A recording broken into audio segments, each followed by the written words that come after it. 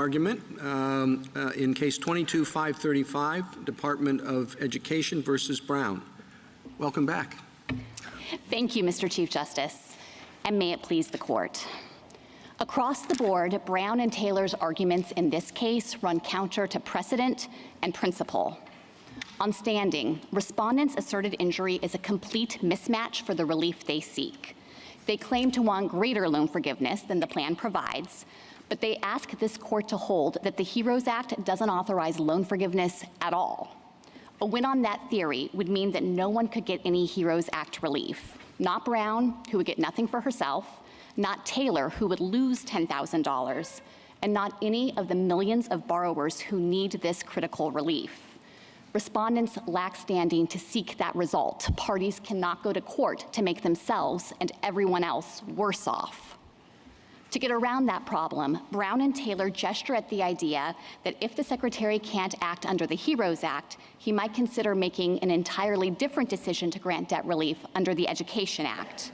But on the merits, respondents are broadly attacking the whole idea of providing loan forgiveness under any executive action. They never explain why they think the Secretary could provide broader relief to even more borrowers under the Education Act. And in any event, this court has never endorsed that kind of circuitous route to standing. A plaintiff who isn't injured by agency action can't establish standing by speculating that invalidating that action might prompt the agency to take an entirely different action under a different statute. If the court reaches the merits, it should reject respondents' claim. They argue the plan is unlawful because the Secretary didn't use certain rulemaking procedures. But Congress specifically exempted the Secretary from following those procedures when he issues waivers and modifications under the HEROES Act. Respondents' procedural claim fails in light of that clear statutory exemption. I welcome the court's questions. Are there any instances in which you would have procedural standing? So I think that if they wanted to argue that the Secretary should have reconsidered his decision under the HEROES Act to grant broader relief, then it's possible that they could have raised both a procedural claim and a substantive claim, because at that point their injury would be redressable. They would be saying that the Secretary drew arbitrary lines, that the plan should be expanded to include them and to provide relief to them, and that would be a very straightforward route to making the arguments if what they really want is loan forgiveness. But instead, their whole argument here is that the Secretary can't give them or anyone else relief under the HEROES Act. And when you look at it that way, there is no case that we've been able to find, and we've really tried to boil the oceans here, that could plausibly support that theory of procedural injury. It would blow open the doors to asserting Article 3 injury when you are not directly affected by an agency action, and by your own lights, you can't stand to benefit from any ruling on that agency action merely because you think that if you can block it, you could the agency might reach out and look for some other source of authority to regulate and make a new action. This action has nothing to do with their right, if they thought it was permissible, to seek relief under the Education Act, correct? That's correct. It's a totally different source of authority. If they want relief under the Education Act, there are provisions where they can file a petition for rulemaking and ask for that relief right now. And it's not as though these are mutually exclusive sources of authority. The Education Act is not directed to national emergencies. It's not, it's an independent source of authority here, unlike the HEROES Act, which is the action they're challenging that's specifically focused on this agency, this national emergency situation. I understand your argument on standing, and I know this isn't directly on point, but when I saw it, it's sort of like the equal protection cases, you know, where discrimination between men and women on the level of pensions, and the women, the widows get more and the widowers get less, and the challenge is brought, and the argument was, well, if you win, we're going to take the excess away from the widows, so you're not going to get anything, so you don't have standing. Why is that case? I appreciate the way in which it's different, but why isn't that at least some authority on which they can rely? I think that the equal protection cases are fundamentally different because there, your injury is your complaint of unequal treatment. And so whether you level up or level down, your injury is being redressed. You're no longer being subject to unequal treatment, and instead everyone is being subject to the same treatment. But this case stands in a very different posture because here, their argument is our injury is we're not getting loan forgiveness. And the relief they're seeking, which is a declaration that the HEROES Act doesn't authorize loan forgiveness in the first place, doesn't redress that injury one bit. It just carves it into stone. Right, but I mean, without looking after the case, yes, you could lower it or raise it, but that's an uncertainty that we decided that did not affect their right to bring the action because it may be changed in a particular way. And I suppose their argument would be that, they are injured by not being participating in the program, and if the program is struck down in its current form, it may be changed in a particular way that would help them. So I think that there is, though, a complete disconnect between the claim of injury. And it's true that in the equal protection context, you don't know ex ante what the remedy is going to be. But the court has determined that doesn't affect standing because either way, no matter what remedy occurs based on the equal protection injury, it's going to fix the nature of the harm of providing unequal treatment. And here, the only certainty is that if they prevail on their claims, it's going to make it harder to provide them or anyone else with debt relief. Their suggestion here that the Secretary wholly lacks this authority under the HEROES Act, and their assertion of arguments to support that claim that broadly attack this whole concept of loan forgiveness, I think demonstrate that we're far afield from the equal protection case law. Can I just ask you, I'd understood them to be complaining about the procedures. Am I completely off base here? You suggested that they're complaining about not getting enough loan forgiveness or something. Maybe I misheard you, but I thought they were trying to bring a procedural claim. And that the reason why this was problematic was because the procedures that they are saying are lacking are actually under the other source of authority, that if we looked at the source of authority that the Secretary used in this scenario, it doesn't guarantee them those procedures. So you can't really complain about not getting procedures in under another statute that was not invoked in this situation. Am I wrong about this? No, and I understand the confusion because the theory here is a little convoluted, and so let me try to unpack it. They are asserting a procedural injury, but what they're saying is we want an opportunity to comment on loan forgiveness so it'll include us as well. Our underlying injury is that without having a chance to comment on the Secretary's use of authority under the HEROES Act, we didn't get a chance to advocate for us to be included in the plan. The problem with that procedural theory of harm is that by their own arguments in the case, the Secretary couldn't make a different decision. He couldn't go back to the drawing board and think about it and decide, yes, I'm going to expand the plan under the HEROES Act to provide these borrowers with relief too. So they aren't able to assert that kind of redressability for an asserted procedural injury under the HEROES Act. And that's because there aren't negotiated procedures under the HEROES Act. Right. The statutory text is very clear. So even if you were to get to it on the merits, they haven't actually been deprived of any procedural rights. The HEROES Act specifies that waivers and modifications issued under the HEROES Act are exempt from notice and comment. But I think because of the fundamental flaw with their theory of injury and the fact that it couldn't be redressed by their own arguments in this case, they've now brought up this Education Act idea. They haven't been deprived of any procedural rights under the Education Act. Procedural rights derive from specific agency decisions under agency authority. So it's not as though they have some procedural right in the ether to just comment on the concept of loan forgiveness writ large. Instead, under the HEROES Act, as we've just discussed, there isn't a notice and comment procedural right. And under the Education Act, no decision has been made. And so they haven't been deprived of any procedure associated with that decision-making. So what they would need, I suppose, is certainty that if we nullify the authority of the Secretary to do what it did in the HEROES Act, that there would necessarily be a loan forgiveness program under the HEA. Yes, and they can't make anything like that showing here. It's total speculation on their part to suggest that if the Secretary is blocked from taking this action, maybe he'll look for a different source of authority and issue an entirely different program under that source of authority. And I think that shows that their theory is unduly speculative here. I think it's important to recognize as well why they're pressing this claim and the upshot of this theory. The reason they're asking the court to go down this road is so that they can effectively raise a substantive challenge to the HEROES Act. That was actually the only claim on which they prevailed below. The district court in this case rejected their assertions of procedural harm and instead went on to resolve a standalone substantive challenge to the Secretary's plan and said that it was unlawful under the HEROES Act. But they've now entirely abandoned that basis for prevailing below. They say that the district court was wrong to consider that. They're not defending that ruling. And it makes good sense because they obviously lack standing to maintain a substantive standalone challenge to the HEROES Act, since that wouldn't do anything to redress their harm, but instead just ensure that they aren't going to get any debt relief.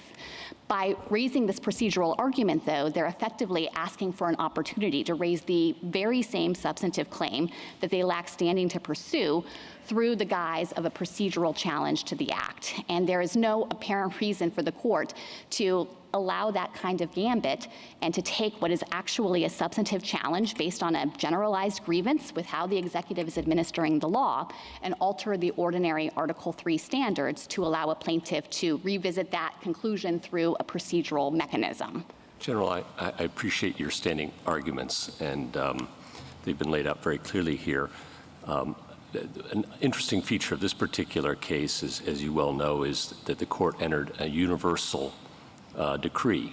We've chatted about this in prior cases. We have indeed, Justice Gorsuch. And I just wanted to give you another chance to talk about universal vacature with some of my friends here, if you want it. And if you don't, that's fine. I will always take that opportunity.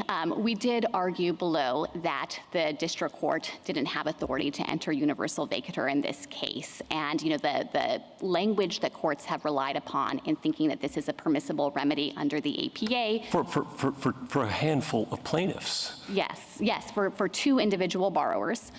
Is this set-aside language. But as we've explained, that language, which comes from Section 706 of the APA, if you look back and trace through what Congress was doing when it enacted the APA, was not meant to be the remedial provision of the APA. Instead, that comes from Section 703, which tells you to either look at a special statutory review provision if one exists, and sometimes there are special statutory review provisions that say you can operate directly on the agency action at issue.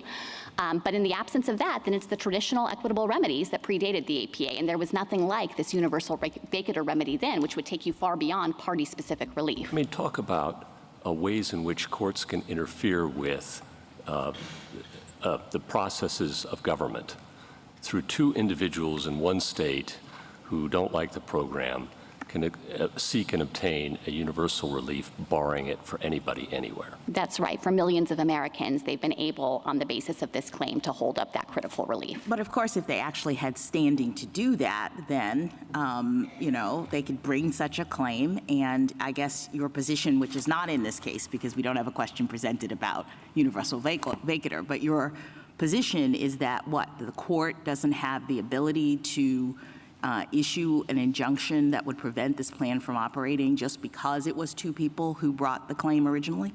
Well, to be clear, we're not suggesting that injunctions would be off the table, but those two would have to be targeted to party-specific relief. And how would it be targeted in a plan such as this?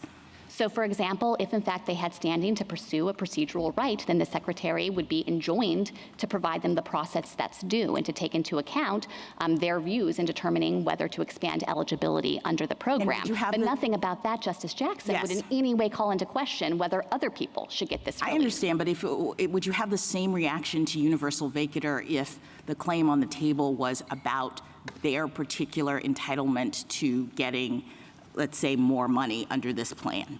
Would we be in a world, if you were right about universal vacatur, in which every single borrower in the country would have to bring a lawsuit in order to vindicate a right that the court would say these two people have? Well, I think in a situation, it depends a little bit on which court you're talking about. Obviously, this court has the authority to resolve issues like that for the entire nation. So if a question makes its way to this court, then it wouldn't be necessary to have follow-on suits.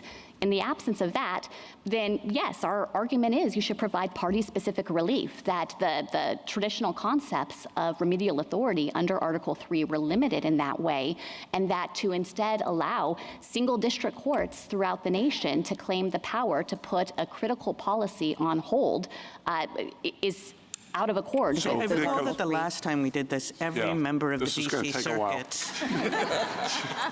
We can go into this, but So I'm just going to change the subject of General, I'm sorry.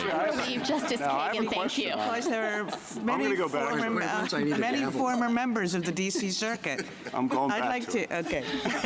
I'd like to hear about the merits of this case. I want to come back to some of the claims that both sets of respondents here have in common, dealing with what we've called the arbitrary and capricious aspects of the case.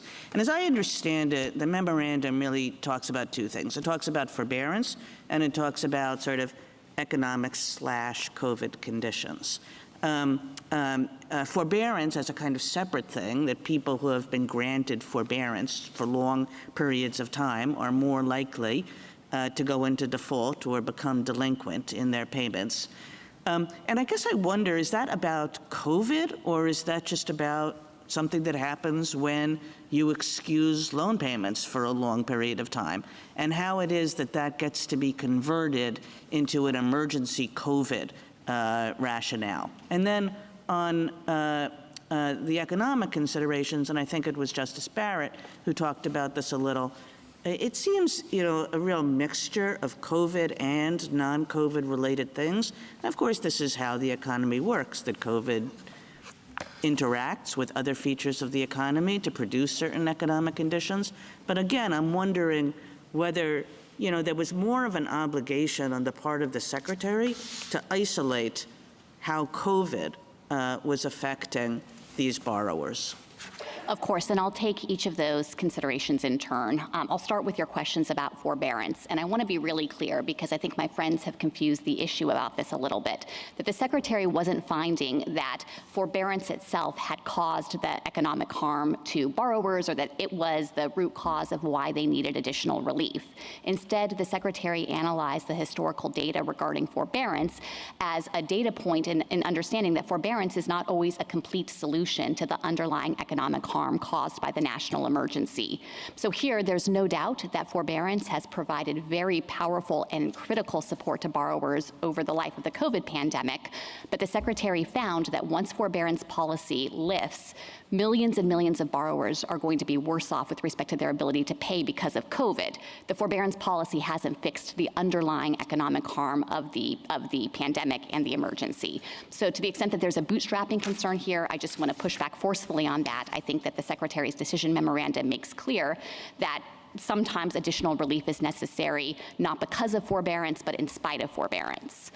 To turn to your question about the various causes or influences of economic harm here, it's of course true that I can't make a representation that the harms that borrowers are facing are solely due to COVID-19, but I think that it would be an impossible burden to place on the Secretary to suggest that he needs to isolate and identify just one economic factor or force that's causing that kind of distress for borrowers. Our economy is very complex, and there are often multiple factors and forces at play, but the Secretary here found, and I don't think that anyone could reasonably dispute, that but for COVID, borrowers would not be in this situation of facing severe financial harms and the very real risk that they'll have to go into default or delinquency when they start repaying their student loans. So I think to the extent that there's concern here about how the standard could operate, at the very least, the Secretary made the requisite findings that these are financial harms that derive directly from and are a but-for result of the COVID pandemic. Counsel, I'm sure I'm misreading the graphs I'm looking at 247, 248. Didn't half the borrowers say they would not have any trouble paying their loans without regard to the forgiveness program?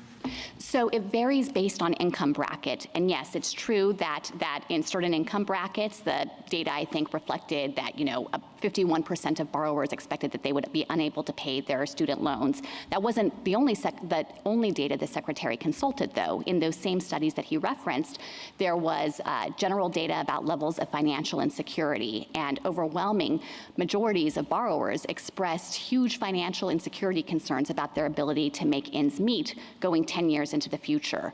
Now, I think one of the important things to recognize, again, as I had mentioned in the last argument, is that it's not necessary for the Secretary to make a finding that each and every borrower who receives relief under this plan would have necessarily gone into default or delinquency without it. No, of course not. But I mean, it does kind of factor into the consideration, particularly in a situation where you don't have notice and comment proceedings, that maybe, again, that's something that a broader representation of national interests in Congress would take into account, rather than what the Secretary in a particular case, who's weighing a lot of options and considerations as well, would take into account.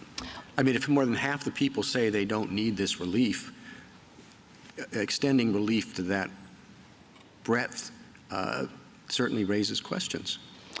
So let me be clear that I think there is an avenue to address those kinds of questions with overbreadth. I don't think that it's a function of statutory interpretation, though. That would be applications of the statute to particular fact patterns and whether the Secretary could justify the lines he drew and the level of relief he decided was necessary. And here, Secretary Cardona explained that huge numbers of borrowers were going to go into default and delinquency, and it's not as though he could easily segregate and say, here are the 50% where I know for sure it will happen, and here are the 50% where it won't. If he could make that kind of determination, it might provide a basis to determine that he should have drawn different lines, but we don't have anything like that here. And I would just point again to the forbearance policy. You know, that has applied across the board to every single student loan borrower with a federally held loan for the past 3 years.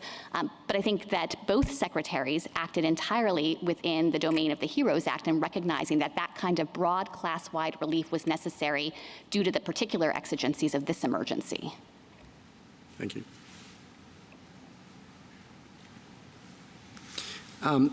Since we're dealing in a case with individual borrowers or would-be borrowers, I think it appropriate to consider some of the fairness arguments. You know, you have two situations.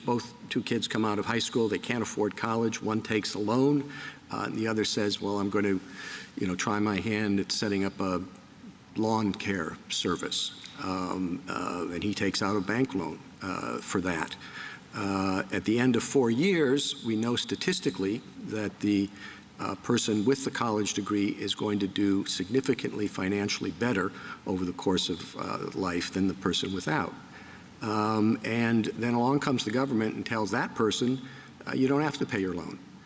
Nobody's telling the person who is trying to set up the lawn service business that he doesn't have to pay his loan. He still does, even though his tax dollars are going to support the forgiveness of the loan for the college graduate who's now going to make a lot more than him over the course of his lifetime. Now, it seems to me you may have views on fairness of that, and they don't count. I may have views on the fairness of that, and mine don't count. We'd like to usually leave situations of that sort when you're talking about spending the government's money, which is the taxpayers' money, to the people in charge of the money, which is Congress.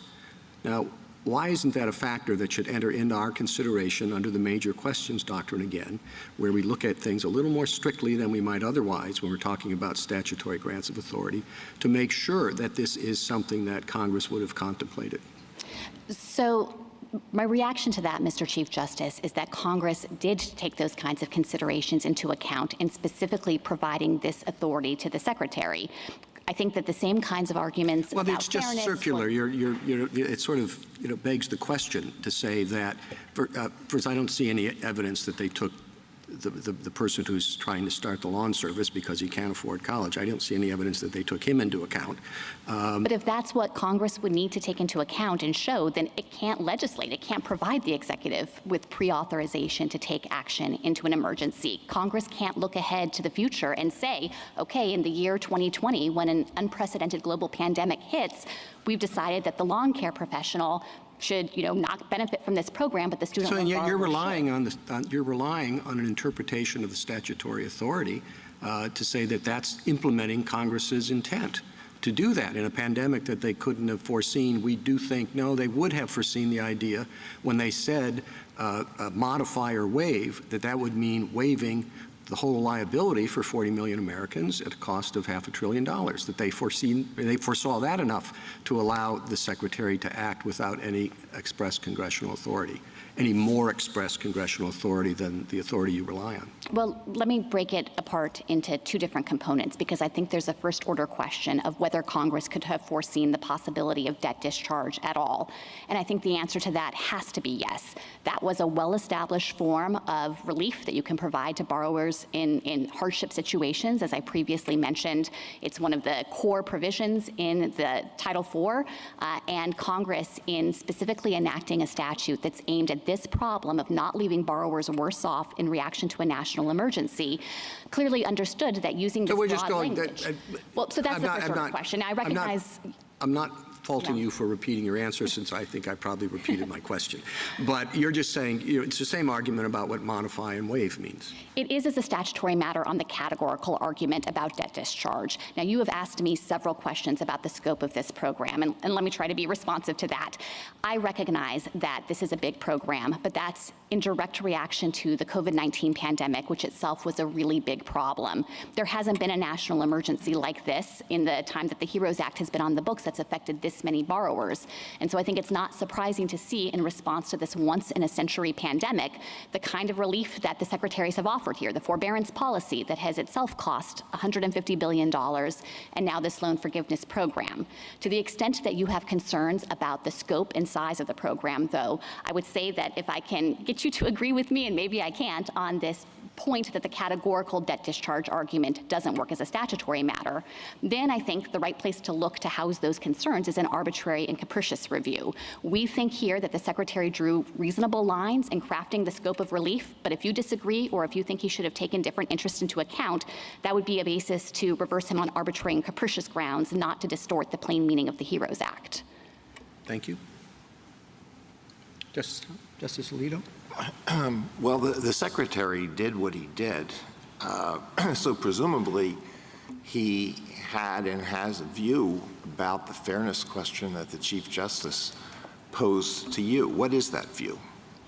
So the Secretary understood the statutory authority and mandate here to focus on whether this national emergency was going to leave borrowers worse off because of the pandemic.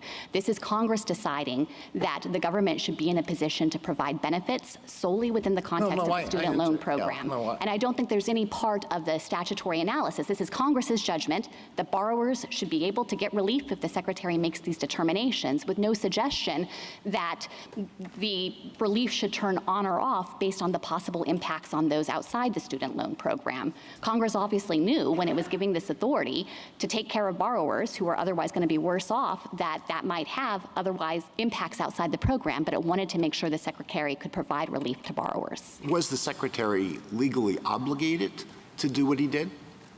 No, he's not required to provide relief under the HEROES Act. So he decided to do what he did and must have had reasons for doing it, and some of them are on the record, some may not be, but the Secretary, if you're right, then the Secretary presumably could do more, and therefore I think it's a fair question to say, what is your client's view about the fairness question that some people have posed, and that was reiterated for you by the Chief Justice? The view of the department is that this relief is warranted. Why is it fair? If he didn't have to do it, why is it an answer to say that it was warranted? Maybe it was warranted, but why was it done? I guess you don't want to answer the question. It was fair because in the absence of this relief, it's undisputed that there are going to be millions of student loan borrowers who are not going to be able to pay their student loans, who are going into default and delinquency. And the HEROES Act was specifically designed for this situation. This is Congress telling the Secretary, you don't have to let that happen.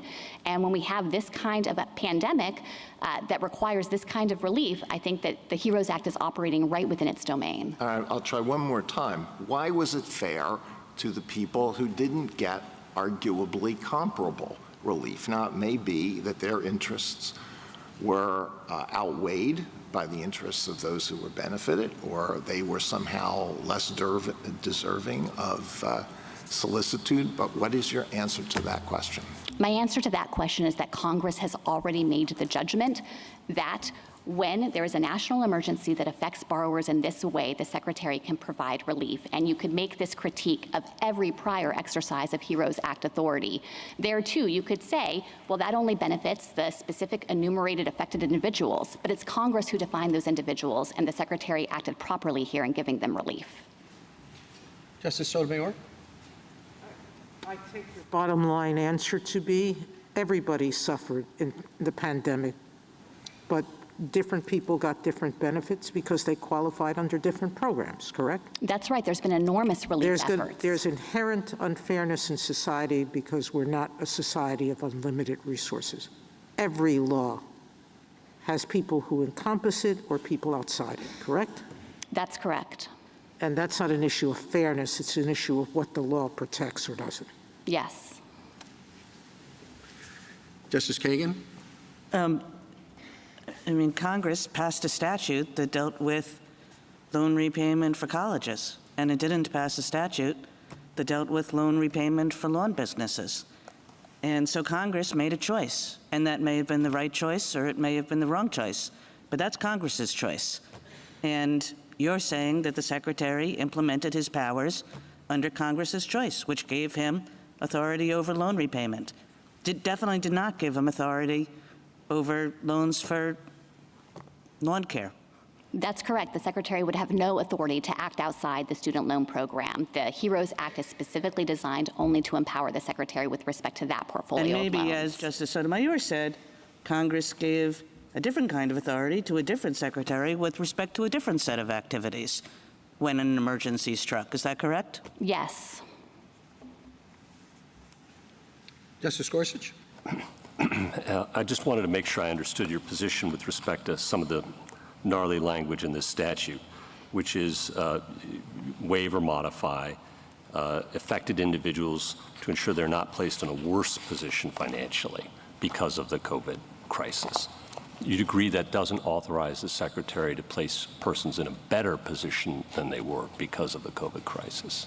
So I agree that the purpose is to ensure that they're not worse off, but I would disagree insofar as it's clear that he can provide class-wide relief. So if it turns out at the end of the day that some individuals are getting relief who it turns out wouldn't have needed it, Congress tolerated that and in fact encouraged the Secretary to err on the side of over-inclusion. So you read this statute as not just authorizing the Secretary to place people in the same position that they were prior to an emergency, but to allow the Secretary to place persons in a better position than they were prior to the emergency? No, I'm sorry. Let me try to clarify. His purpose has to be to ensure that they're not left worse off. But his effect can be. If the effect is that some individuals in the class receive relief who wouldn't otherwise need it, that doesn't mean that his plan is invalid. But if I could respond to your question about better off, worse off. Let me just, I'm sorry, let me pose a different question.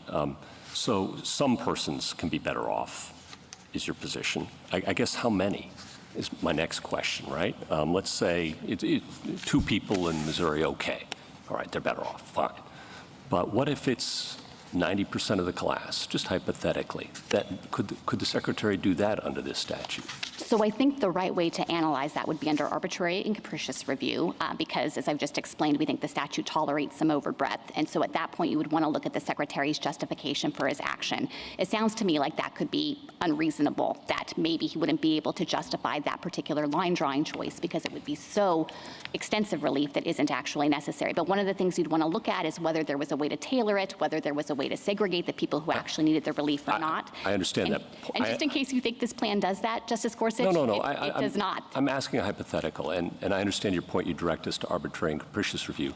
With respect to the fairness question that the Chief Justice posed, would you direct us as well to maybe State Farm, for example, where the Secretary has to weigh not just the benefits to the persons he's acting to favor, but also the cost to others? I think that is a more natural way to analyze those issues. I should emphasize, because we're in this case, that these individual borrowers didn't raise a State Farm argument. So they're not making these fairness allegations. I hear you, but you'd agree that that would be a relevant consideration at some stage in a court's analysis of the Secretary's action.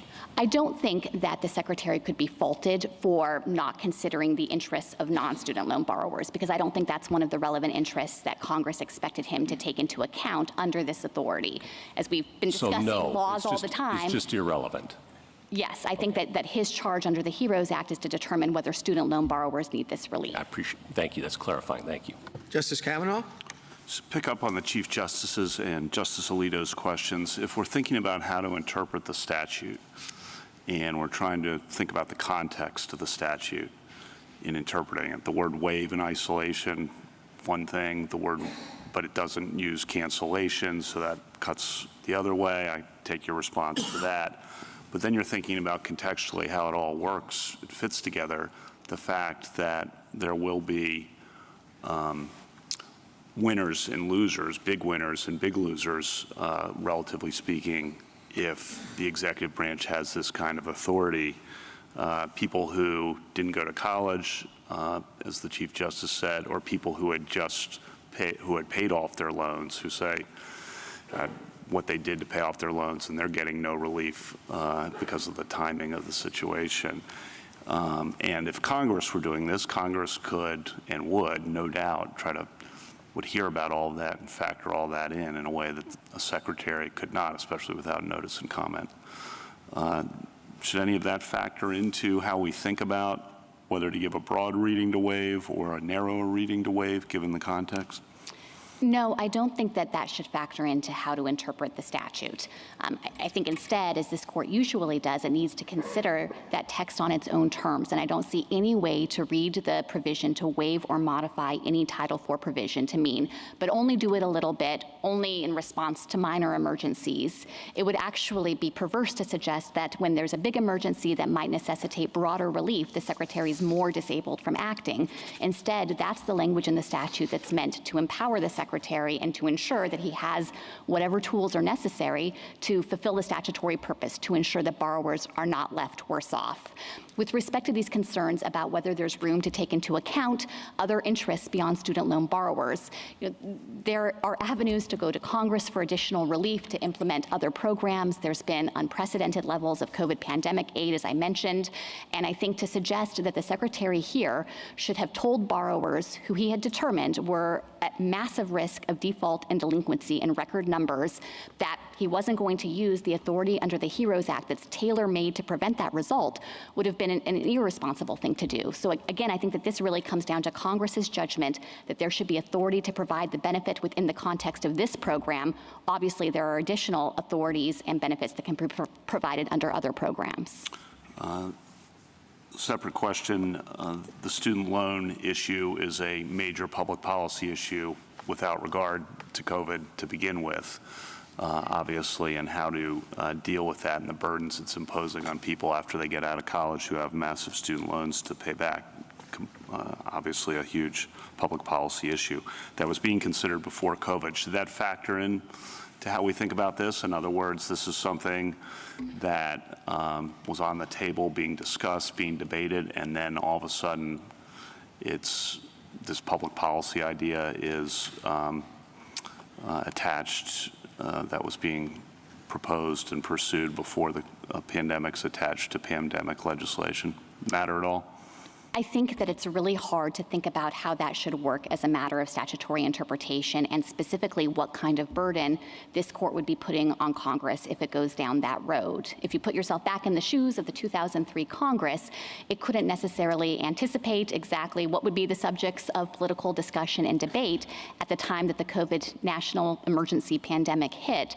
And so going down the road of suggesting the meaning of the statute could change or should be interpreted in an atextual way because of current conditions, I think would basically disable Congress from being able to take the kind of action we have here of trying to ensure that the executive can act quickly with pre-authorization in an emergency to forestall massive student loan default.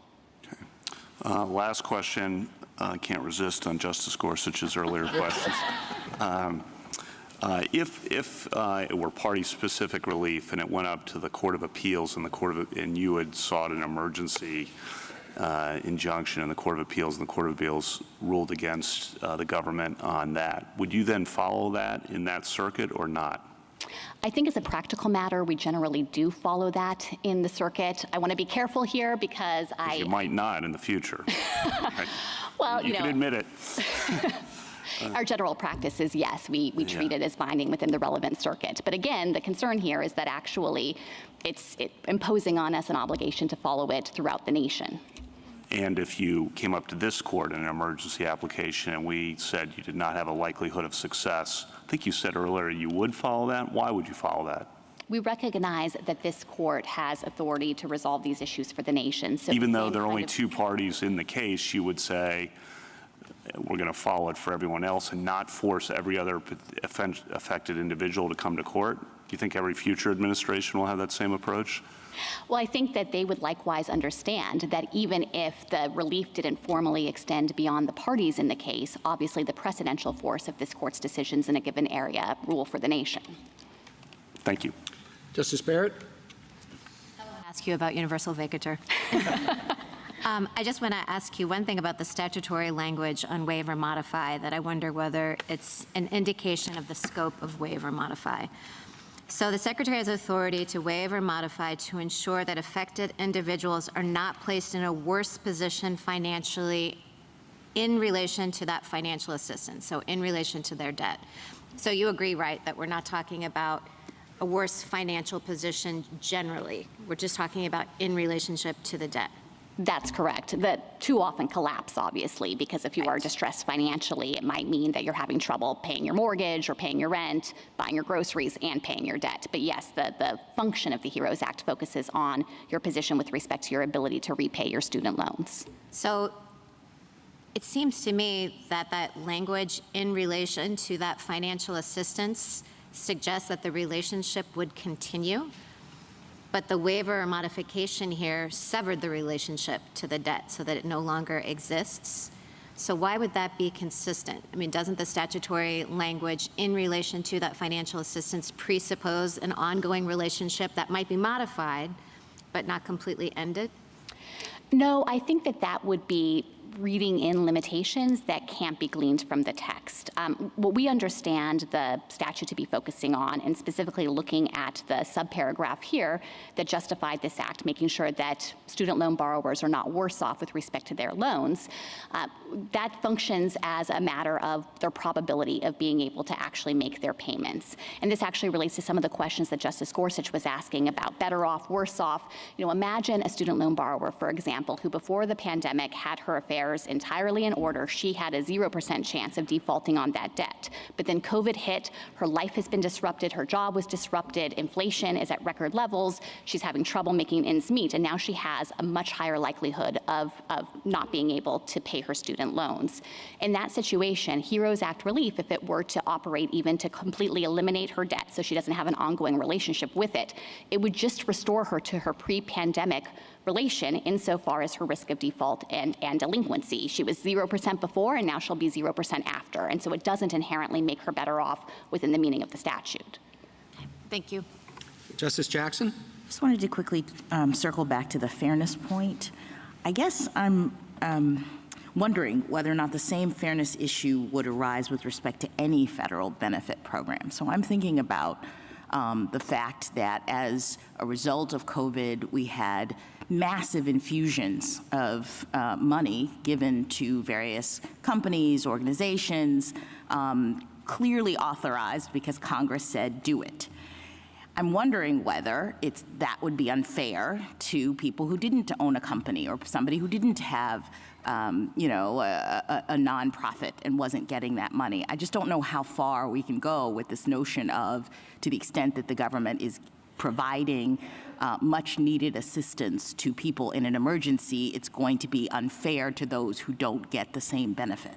Yes, that's exactly right. And what I would say is that is inherently an aspect of what Congress authorized in the HEROES Act as well. It specifically thought about this situation, what to do about student loan borrowers who are impacted by a national emergency, who might then end up in a worse position with respect to their ability to repay.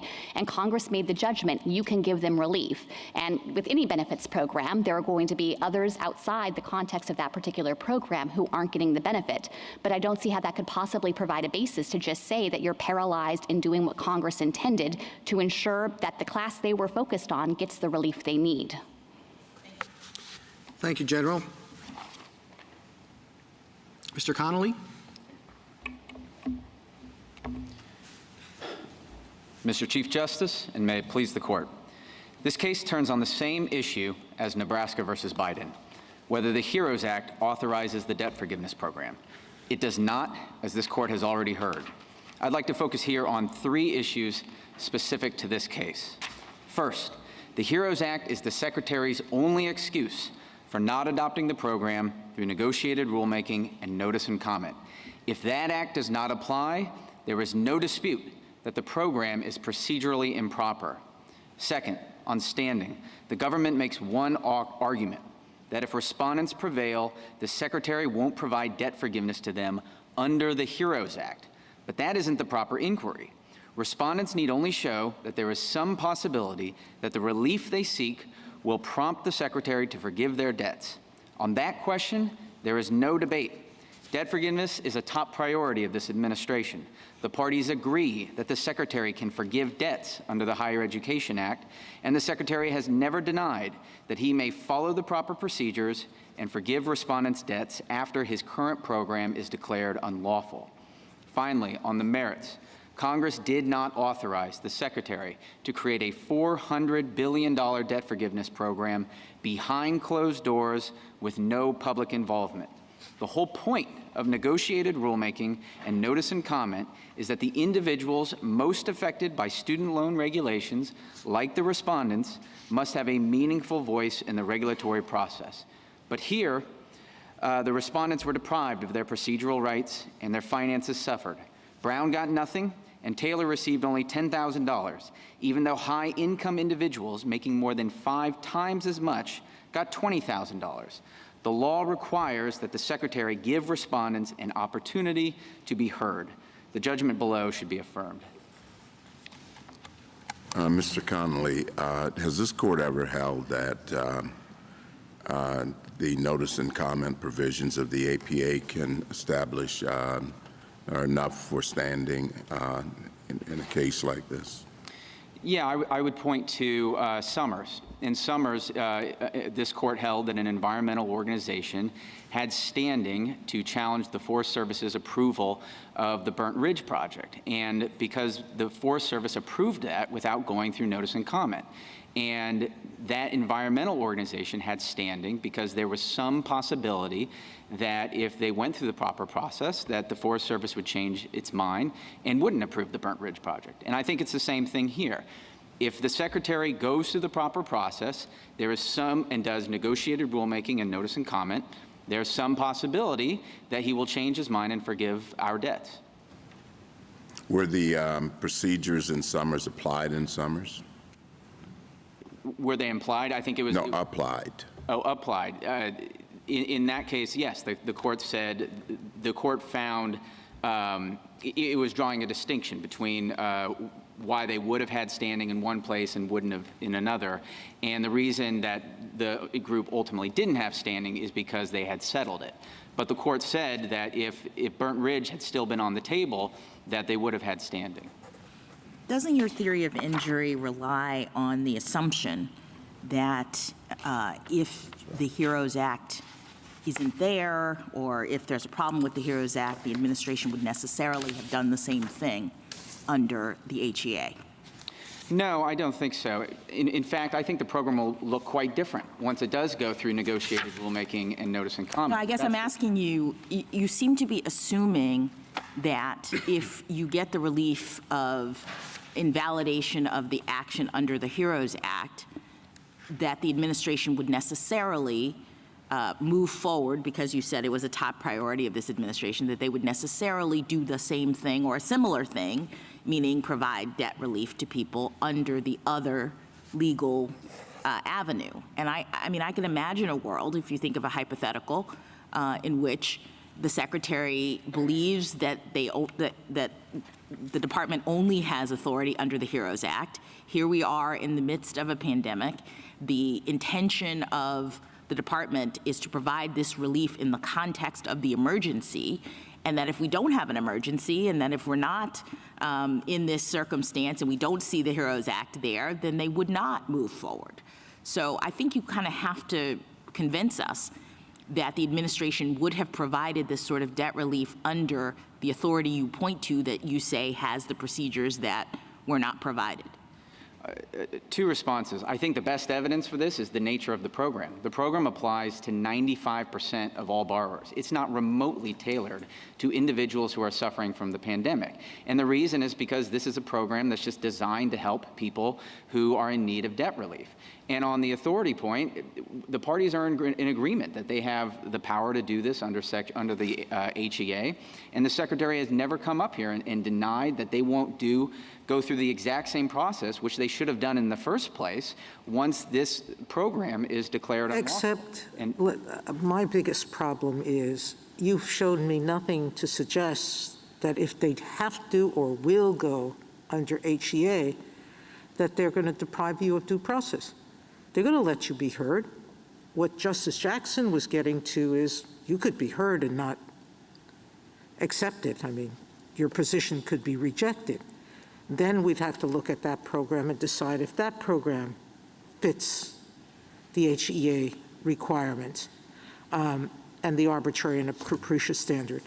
But there is no injury that you're suffering unless you get a speculative new plan that goes into effect. You have no proof that if a speculative new plan does arise under the HEA, that you're going to be deprived of notice and comment.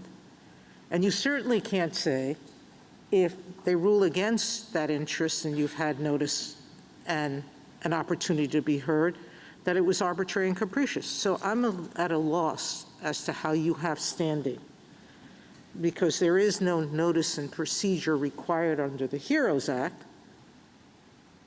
The only way you can win is if you strike down this program completely, and that means that you don't get an opportunity to be heard, but nobody else does either. The secretary created a $400 billion debt forgiveness program. Now, you're arguing what the state's arguing. I'm asking about you. Sure. You as a student, once the HEROES Act, your $10,000 student is going to get nothing.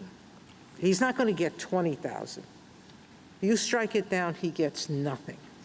Neither does your person who wants something. This is so totally illogical to me, that you come into court to say, I want more.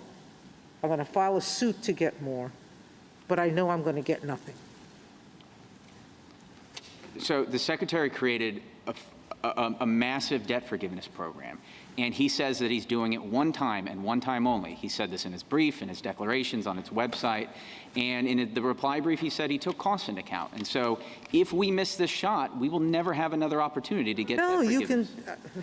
I don't know if that hurts you or helps you. I mean, it seems to hurt you to suggest that. I thought your argument was, if we strike down this program, then we know the secretary is going to try again under the HEA, and that's the relief that we are seeking, the procedures that exist under that program. So if he's done, if we strike it down, isn't Justice Sotomayor right that you're in a much worse position by bringing this lawsuit?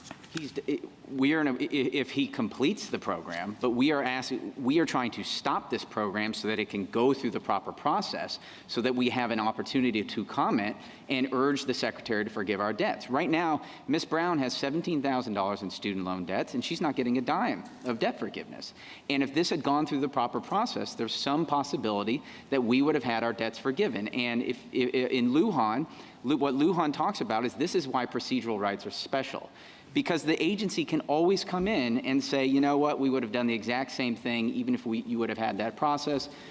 your injuries aren't redressable, they're speculative. But that's why procedural rights are special. Do you rely, to what extent do you rely on the fact that your clients include an existing student loan borrower, and that you have a little different than one that is not? In other words, it's not speculative in the question of how would that person be remedied, but it is another borrower. You're asking for notice and comment, and during that period, if it's granted, that would it would entitle you to raise, why the limit, whatever the credit limit is, that should be changed. Is that, I think your challenge is to make that sufficiently particularized and non-speculative. The problem with standing jurisprudence for something that looks for something concrete and particularized, it's also very academic. A dollar of injury and you're in.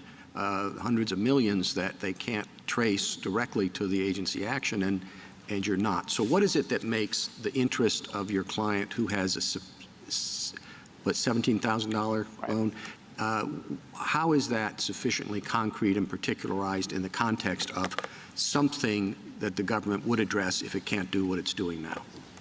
Sure. So I think it is critical that we're here representing borrowers. She has student loan debt, and it's not being repaid, and those are concrete interests at stake. So this is not someone off the street who is upset that his or her taxes are going to go up.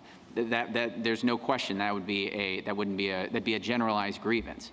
But here, if you look at the scope and the purpose of the program, it's to help student loan borrowers. But instead of doing this through negotiated rulemaking and notice and comment, they carved up the lines and they did it all in secret. I'd point the court to page 31 of the government's reply brief. On that page, the government said that it had extensive discussions with banks and ultimately decided not to forgive FFEL loans. That's the type of thing that should be happening on the public record. Mr. Connolly, aren't you really fighting Congress on this one? The HEROES Act specifically says no notice and comment, no negotiated rulemaking. Specifically says there's going to be an emergency, so we're waiving those procedural requirements. So, you might think that Congress made a wrong call there, but that's Congress's call. Because when Congress wrote the HEROES Act, the waivers and modifications have to actually be authorized by the Act. You can't just label something a waiver or modification and skip through negotiated rulemaking and notice and comment. Right there, subsection D, it says the negotiated rulemaking requirements shall not apply to the waivers and modifications authorized or required by the Act. It doesn't say anything that the Secretary labels a waiver or modification is authorized by or required by the Act.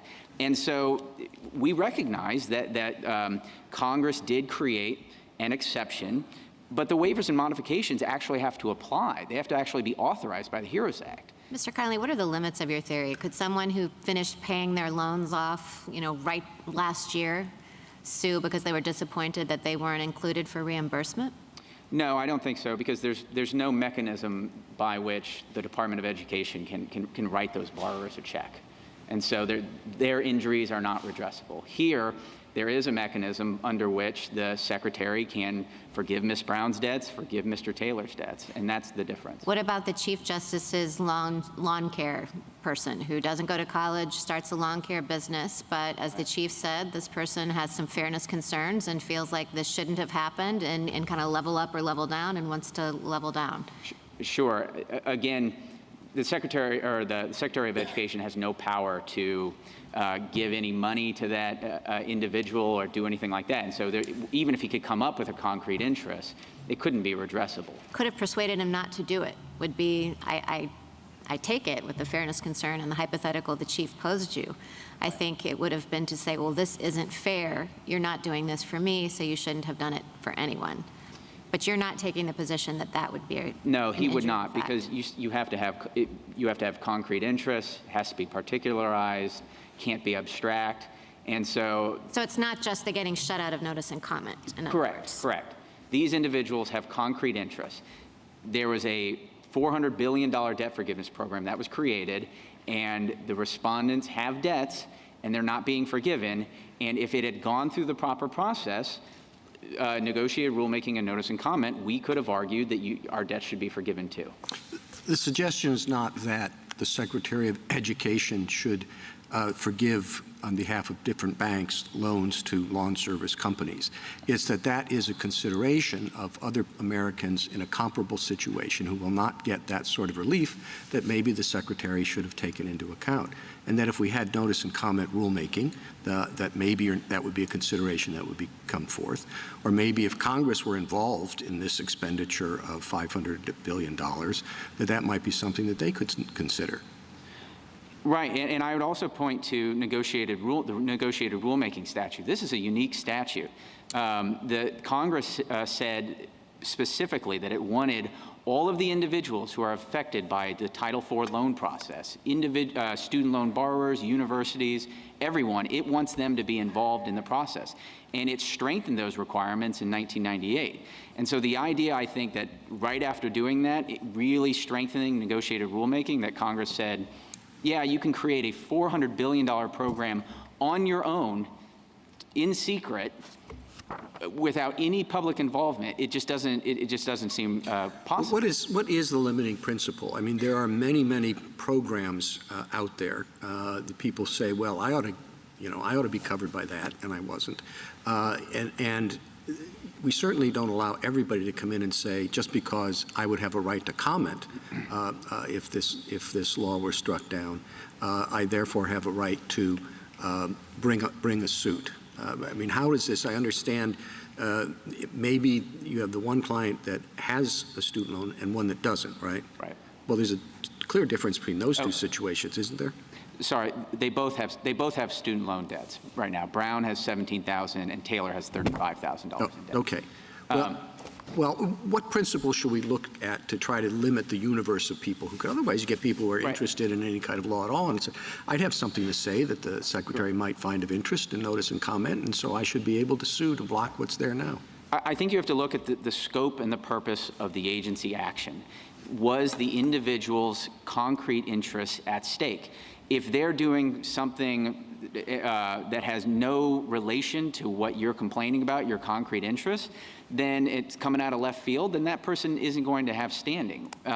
Or if there's no possibility that the Secretary is going to give you relief because we're dealing with topic A and you're coming in here on topic B, then that person isn't going to have standing. But here, there is no dispute. The Secretary is trying to give release to student loan borrowers. That's the nature and the scope and the purpose of this act.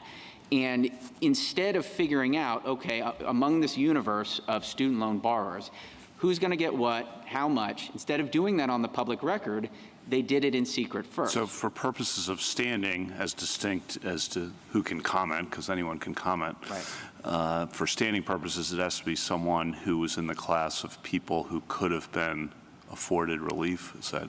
Yeah, I think that's a fair way to put it. You have to have concrete interests. It has to be particularized, and that's what we have here, I think. And if I understand your theory, it's once you strike down this program, then the Secretary just uses authority under the HEA. Is that the nature of your theory, which would include notice and comment and negotiated rulemaking? The HEA gives the Secretary but the theory is that the Secretary will just switch to another statute. Well, I think that's focusing. You look at the agency action. You look at the facts on the ground of what's actually happening. But you're striking down this program. That's the whole point of your being there. You're trying to. This program is not right. You have to strike down this program to get any possibility of notice and comment under another statute, right? Right. So you have to strike down this program, then you go under another statute, and where you do get notice and comment. That's the theory. That is correct. The HEA gives us a right. They have to go through negotiated rulemaking and notice. Right. I mean, usually when we give standing for procedural violations, we're talking about procedural violations within a particular program, right? We're not talking about, if you have a problem with the procedures relating to one program, you can just come in and strike down the program so that you're in another statute entirely. Well, I don't think it's right to focus on the statute that they're using as an excuse. When you look at what we look at the statute they acted under, and it's a statute that says you don't have to use notice and comment. Well, I think we focus on the agency action at issue. So in Lujan, the Lujan footnote 7, the agency is proving a dam. In Summers, the agency is tearing down a forest. Here, the agency is doing debt forgiveness. I think you look at the action. I would point to. Go ahead. Suppose there were no HEA. Suppose it was this statute or nothing. Would you then say you still have standing because once you strike down this program, the secretary would go back to Congress and get a new statute? No, I don't think so. At that point, there would be no possibility that he would go back and give us. Well, yes, there is a possibility. He goes back to Congress and says, this is terrible. Nobody can get loan forgiveness, so I'll go back and get a new statute. That relief would be coming from Congress. The way you look at the redressability is whether there's some possibility that the agency will reconsider its decision. And here, the decision was the debt forgiveness program. And so. Keep going, sorry. And so you look at the agency action, and the other line of cases I would point to is the structural separation of powers cases. In those cases, you focus on the agency action. You don't look to see whether the actions or the act's restrictions on removal are injuring the individual. You look at whether the agency's actions are injuring the individual, and I think it's the same thing here. What's your best case, if you have one, for your answer to Justice Kagan's question about you going under a different statute? Or are you aware of such a case? I guess a few responses. First, I would go back to the ones I just mentioned, Lujan and Summers. None of those cases focused on the statute at issue. They looked at the action. Lujan footnote 7, the dam example. An individual who is living next to a dam, when they approve that dam without going through the proper process, that individual has a procedural right to challenge that. When the agency approves the dam, they're approving it under the Federal Power Act. When the individual is going to get relief, he's getting it under the Endangered Species Act. And I think what that footnote shows and what that example shows is that the statute really doesn't matter what they're acting under. What matters is the agency action. Well, let me ask you about the evidence. What evidence do you need as the plaintiff coming in claiming standing that the agency would have proceeded under this other statute? Because it's not a world in which, they overlap so entirely that if we take one away, they're automatically in the world of HEA. They would have to actually elect to operate in that other world. And so this goes back to my very first question to you, which was about, aren't you relying on the assumption that if the HEROES Act falls, this agency or this administration would pursue the same course of action under this other statute? Sure. A few responses. First, if you look at the nature of the action, it is applying to 95% of all borrowers. It's not remotely tailored. Do you have evidence that they've said, even pursuant to this litigation, for example, that if the Supreme Court strikes this down, we're going to pursue the same relief under the HEA? I'm asking about what do you... Sure. Is it enough for you just to identify another path? Don't you have to at least have some evidence that the administration is going to move in that direction? So again, I would point to the nature of the rule, that it's broad-based, it's not tied to the pandemic. The second thing I would point to is that there's all sorts of evidence. During the campaign, they were talking about doing broad-based debt relief. It wasn't related to the pandemic. Senator Warren and others passed resolutions urging the Secretary to use the Higher Education Act to pass debt forgiveness. Scholars have written about this. And yet the Secretary chose this path. So I guess I'm just trying to say, do we have something from the Secretary saying that we're definitely doing this under all circumstances, and we pick the HEA if the HEROES Act falls? I think that would be a very high burden for us to meet. Because if you look again at footnote 7 of Lujan, when it's talking about why procedural rights are special, what it's saying is that if the burden is on the plaintiff to come back and say, you know, my comments are going to be amazing, they're going to do this, they're going to change their mind, procedural rights are going to be useless. They can always come back and say, No, but that's change your mind within the context of a particular program. This is Justice Kagan's point. I mean, yes, redressability gets relaxed when we're in the world in which procedural rights would have otherwise existed, and you don't have to, as a plaintiff, show that they would have made a different ultimate determination if they'd heard your comments. Right. We understand that, but what you're suggesting is that same principle of redressability applies to whether or not they would shift to an entirely different legal base of authority to pursue this program, and I've never seen that before. And again, I think this program, they could have cited Section 1082 of the HEA to go under it. They believe they can do it. They've said it in their brief that they can do it. The reason my guess is the reason why they didn't do that is because they would have had to go under negotiated rulemaking and notice and comment. And if you look at the breadth of this program, it's not about helping people who are uniquely suffering from the pandemic. It's helping 95% of all borrowers, and except for the respondents here. And so I think when you look at the nature of the program at issue, plus the campaign statements, plus the fact that they've never gotten up here and denied it. You put all that together, and I think we have a strong, at a minimum, some possibility that they're going to get up when this program is declared unlawful and they go back to the drawing board. I don't think they're going to fold up shop. I think they're going to say, well, how about the HEA? What's your theory, if any, and maybe I should be asking the other side this, but your theory for why they didn't want notice and comment? I think because the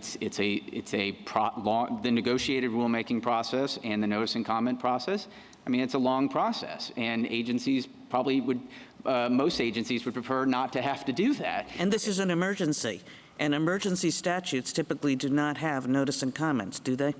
If this were authorized by the HEROES Act, then they could have gone under it, but it's not. They could have done the good cause exception, though, right? They could have tried to, but they didn't, and probably because it's not an actual emergency to have to forego notice and comment and negotiated rulemaking. Thank you, counsel. Oh, wait, Yeah. I'm sorry. I didn't mean to cut you off too quickly. I'm sorry. Justice Thomas, do you have anything? Justice Alito? Justice Kavanaugh? No. Justice Barrett? Justice Yang? See? Okay. Thank you. Thank you very much. General Prelogger? Thank you, Mr. Chief Justice. I want to begin with standing again. My friend was asked several times whether he has a case to support this novel theory of standing. He referred to Lujan and Summers. Those cases don't support the theory he's advancing here. In every case where there has been an asserted procedural injury, the plaintiff was asking for the agency to reconsider its decision under the very statutory authority at issue. He's not been able to identify any precedent where instead a plaintiff is able to say, I acknowledge I can't get any relief under the particular agency action at issue. Instead, I'm hoping for some kind of bank shot where if I can hold up the agency in this one area, maybe they'll take a different action under a different statute that will down the road provide me some kind of benefit. And that would be an extraordinary expansion of Article III injury in the context of procedural injuries in particular. He was asked whether he had a limiting principle, and he suggested, well, you have to have a general interest or stake in the subject matter of the dispute, but I don't see how that limits it at all. Go back to the cases he cited, which involved environmental plaintiffs, and imagine a scenario where you have an environmental plaintiff who is interested in pollution, and the agency has decided to regulate water pollution. Now, that plaintiff doesn't actually have a stake in water pollution, isn't harmed by it, but the plaintiff thinks that if it can hold up the agency from regulating water pollution, maybe the next priority or goal will be to go after air pollution. I think that if a plaintiff came to court and pressed that kind of claim, it would be clear that it is far too attenuated and can't possibly supply a basis to allow this universe of plaintiffs to newly assert these kinds of procedural injuries or substantive injuries with respect to agency decisions that have not been made. He said that they have a concrete interest in trying to have their debts forgiven. If that were their interest, there were several straightforward mechanisms to try to vindicate it here. They could have challenged this plan as being arbitrary and capricious on substantive grounds to say you should expand the plan to include us.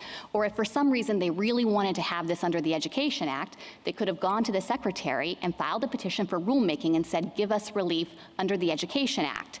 But instead, their argument here is that the Secretary can't provide debt relief. That is a really anomalous way to try to vindicate an interest that they claim they have in loan forgiveness. I've been thinking of it effectively as this Rube Goldberg theory of standing, where instead of taking the most direct route, you've set up this complicated route to try to get what you want, all in service of being able to smuggle in a substantive challenge to the HEROES Act for borrowers who are not hurt one bit by the Secretary's decision to grant relief under that act. Finally, I want to respond to his suggestion that instead the Secretary should have proceeded under the Higher Education Act here.